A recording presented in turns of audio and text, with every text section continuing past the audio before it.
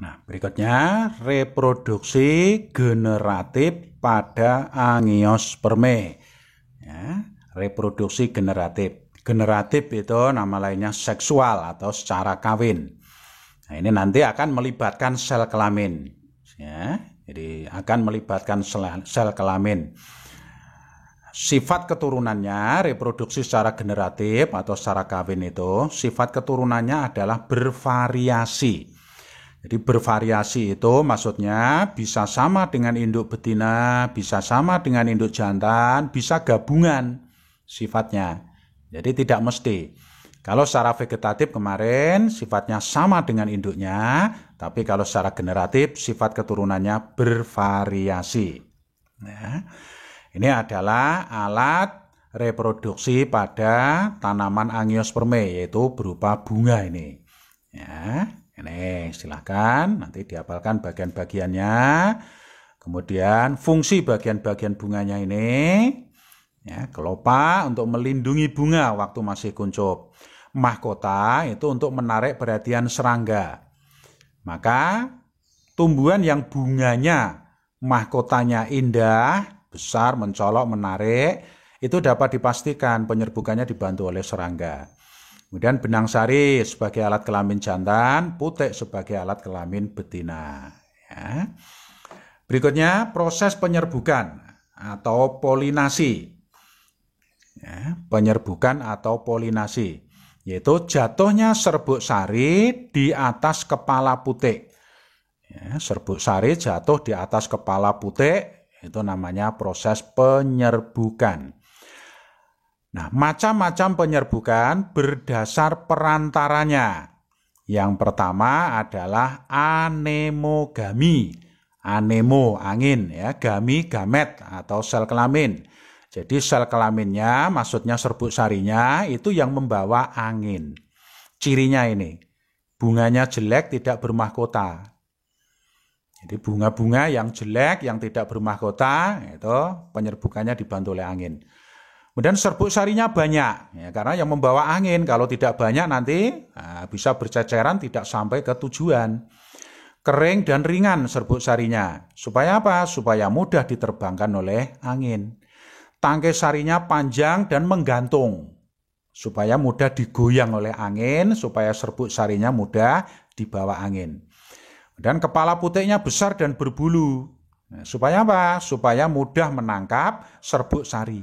Nah, gitu lah. Contohnya ini, padi, jagung, tebu, cantel. Nah, itu penyerbukannya dibantu oleh angin. Ya. Kemudian yang kedua, hidrogami atau hidro itu air.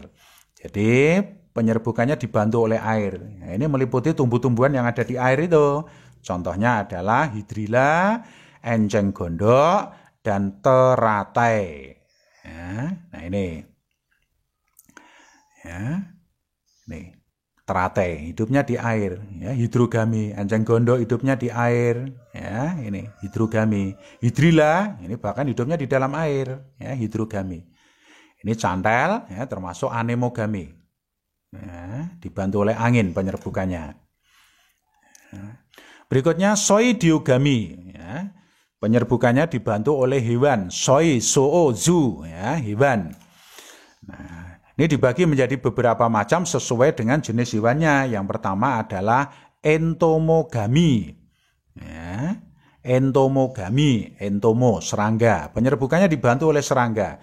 Ciri tumbuhan yang penyerbukannya dibantu serangga yaitu ini. Bunganya beraroma, bermadu, dan mahkotanya menarik.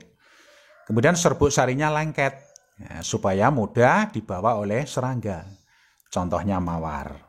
Ya. Kemudian yang berikutnya, soidiogami yang kedua adalah ini, yang penyerbukannya dibantu oleh burung atau ornitogami. Ya, ornitos, burung. Cirinya ini, mahkotanya mencolok dan bermadu. Contohnya ini, dadap dan bunga lili. Nah ini, contoh ornitogami, tumbuhan yang penyerbukannya dibantu oleh burung, ya, bunga lili dan bunga dadap. Ya. Berikutnya kiroptorogami, penyerbukannya dibantu oleh kelelawar. Ya, penyerbukannya dibantu oleh kelelawar. Cirinya ini, bunganya besar, kuat, dan mekar pada malam hari.